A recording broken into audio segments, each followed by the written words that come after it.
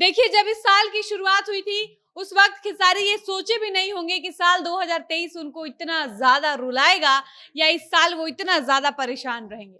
कहते हैं कि कोई भी कलाकार हवा की तरह होता है। एक कलाकार को कोई चाह कर भी रोक नहीं सकता है, उसको बांध नहीं सकता है, जकड़ नहीं सकता है। लेकिन खेसारी लाल यादव की किस्मत इतनी बुरी है कि उनको लगता है कि उनको हर कोई रोकना चाहता है, हर कोई दबाना चाहता है, हर कोई परेशान करना चाहता है, सब लोग मिलकर उनको बर्बाद करना चाहता है। ऐसा क्यों होता है ये खेसारी जानते होंगे, क्योंकि इसी भोजपुरी इंडस्ट्री में पवन सिंह भी हैं और भी अन्य कलाकार हैं। लेकिन इस इंडस्ट्री में जितना खेसारी को टॉर्चर किया जाता है या जितना खेसारी विवादों में रहते हैं, परेशान रहते हैं, उतना बाकी दूसरा कलाकार कोई परेशान नहीं रहता है। अब इसका मतलब कहीं ना कहीं ये है कि सारे लोग एक साथ मिलकर खेसारी लाल यादव को दबाना चाहते हैं, या इसका एक मतलब ये भी निकलता है कि कहीं ना कहीं खेसारी भी कुछ गलती जरूर कर देते हैं। वरना ये सोचने वाली बात है कि खेसारी सारी परेशानी खेसारी को ही क्यों झेलनी पड़ती है।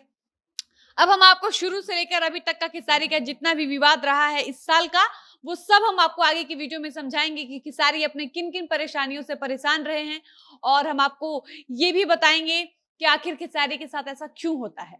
लेकिन उससे पहले नमस्कार, मेरा नाम है डॉली पांडे, मेरे साथ कैमरामैन विशाल और आप देख रहे हैं जनता जंक्शन।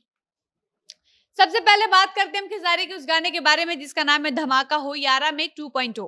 और ये गाना आज से 6 महीने पहले यानी इस साल की शुरुआत में आया। लेकिन जब ये गाना आया, इस गाने को लेकर खेसारी और प्रमोद प्रेमी के बीच जबरदस्त विवाद देखने को मिला। प्रमोद प्रेमी ने खेसारी के इस गाने को लेकर उन पर चोरी का आरोप लगाया और कहा कि खेसारी ने ये गाना मेरे गाने से चुराया है, ये मेरा गाना है, खेसारी ने इसकी कॉपी की है।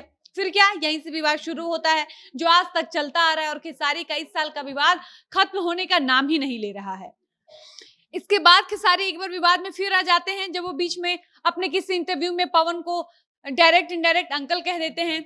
और तो और अपने राइटर अखिलेश कश्यप के घर के गृह प्रवेश में जब खेसारी बक्सर जाते हैं, वहां जाकर भी पवन सिंह पर उल्टी सीधी टिप्पणी करने लगते हैं, उनको श्राप देने लगते हैं। उसके बाद खेसारी को खूब जमकर ट्रोल किया जाता है। इतना ही नहीं, खेसारी उसी बीच कहीं स्टेज प्रोग्राम में जाते हैं, वहां भी खेसारी के ऊपर पत्थर चला दिया जाता है, खेसारी को ढेला से मार दिया जाता है। उसके बाद बीच में खेसारी के ऐसे कई गाने आते रहते हैं जिस पर चोरी का आरोप लगातार लगता रहता है। अब बीच में एक समय ऐसा भी आता है जब पवन अपने गानों को लेकर एक्टिव हो जाते हैं, और पवन जब एक्टिव होते हैं तब खेसारी की खटिया खड़ी हो जाती है, क्योंकि खेसारी के गानों पर व्यूज आना बंद हो जाता है, गाना चलता ही नहीं है, और जो गाने आते भी हैं उस पर भी चोरी का आरोप लग जाता था। खेसारी विवाद में इसी तरह फंसे रहते थे।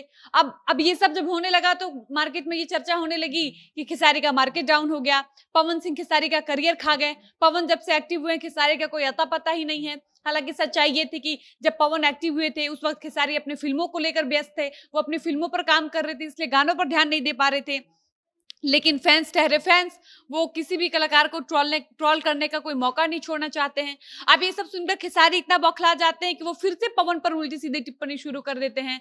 अपने किसी इवेंट में या इंटरव्यू में हर जगह पवन को टारगेट करते हैं, और खेसारी के साथ साथ उनके टीम मेंबर भी पवन और पवन के लोगों पर बेतुकी टिप्पणी करते हैं, पवन के लोगों को टारगेट करते हैं, लाइव में आकर उन लोगों को गरियाते हैं। इन्हीं उल्टी सीधी बयानों से मामला इतना गर्मा जाता है कि बात मारपीट पर उतर आती है, और बाद में ये लड़ाई खेसारी पवन के विवाद से दोनों की अपनी अपनी टीम के बीच की लड़ाई हो जाती है। और इससे भी बुरा तब होता है जब एक खबर आती है कि खेसारी के यूट्यूबर को पवन के छोटे भाई विशाल सिंह अगवा करके मारपीट दिए हैं। खैर यहाँ तक तो फिर भी ठीक था, लेकिन धीरे धीरे और बुरा होते जाता है जब धीरे धीरे करके खेसारी के अपने लोग उनका साथ छोड़ना शुरू कर देते हैं, जिसकी शुरुआत होती है सौम्या पोखरेल से। खेसारी को भगवान मानने वाली सौम्या पोखरेल एक वक्त में अच्छा मौका देकर खेसारी को धोखा देकर खेसारी और उनकी टीम को छोड़कर पवन की टीम में शामिल हो जाती हैं। वो अलग बात है कि उनको पवन के साथ भी काम करने का मौका नहीं मिल पाता है। इतना ही नहीं, इसी साल खेसारी के करीबी राइटर पवन पांडे भी खेसारी के साथ छोड़कर पवन की टीम में चले जाते हैं। इसके अलावा अगर बात की जाए राजू शर्मा की, जो कि कहे जाते थे कि खेसारी के भक्त हैं, वो राम की तरह खेसारी को मानते हैं, वो भी अब खेसारी की टीम को टाटा बाय बाय बोलकर पवन की टीम में चले गए हैं। इतना ही नहीं, इसी बीच खेसारी के सबसे करीबी संजय यादव का भी एक आपत्तिजनक वीडियो वायरल हुआ, और वो वीडियो तो इतना वायरल हुआ कि उस वीडियो से सबसे ज्यादा बदनामी अगर किसी की हुई तो खेसारी लाल यादव की, क्योंकि संजय यादव खेसारी के करीबी हैं, वो खेसारी के पर्सनल असिस्टेंट कहे जाते हैं। इसके बाद अगर बात की जाए तो बीच में उधर लखनऊ में पवन खेसारी मिले तो इधर खेसारी की तबीयत इतनी खराब हो गई कि उनको 20 से 25 दिनों तक बेड रेस्ट करना पड़ा। अब इसका सीधा असर खेसारी के गानों पर पड़ा। इसी बीच यामिनी सिंह भी खेसारी का साथ छोड़कर चिंटू पांडे के साथ चली जाती हैं। और तो और इस साल उनका एक पुराना विवाद भी खुलकर सामने आता है, जिसको लेकर एक खबर आती है कि खेसारी लाल यादव एक जमीनी विवाद में जेल जा सकते हैं। खैर, इस मामले को जैसे तैसे खेसारी के बड़े भाई हृदय लाल यादव ने सुलझाया। उसके बाद कल फिर से खबर चर्चे में है कि अब खेसारी लाल यादव आने वाली 2 सालों तक ग्लोबल म्यूजिक जंक्शन कंपनी के अलावा किसी भी अन्य कंपनी के साथ गाना नहीं ला सकते हैं। ये सब देखकर लगता है कि साल 2023 खेसारी के लिए कहीं से भी अच्छा साबित नहीं हुआ।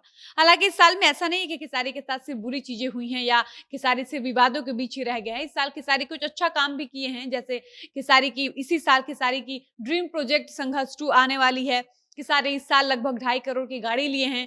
उनका सबसे पुराना और बड़ा विवाद जो कि पवन सिंह से था, वो भी इस साल खत्म हुआ। दोनों भाई लखनऊ में मिल भी लिए। लेकिन इन सबको अगर साइड करके देखा जाए तो ये साल खेसारी के लिए इसलिए भी अच्छा नहीं रहा क्योंकि खेसारी इस साल में सबसे ज्यादा परेशान रहे हैं, सबसे ज्यादा विवाद में भी रहे हैं, जो कि अभी भी खत्म होने का नाम नहीं ले रहा है।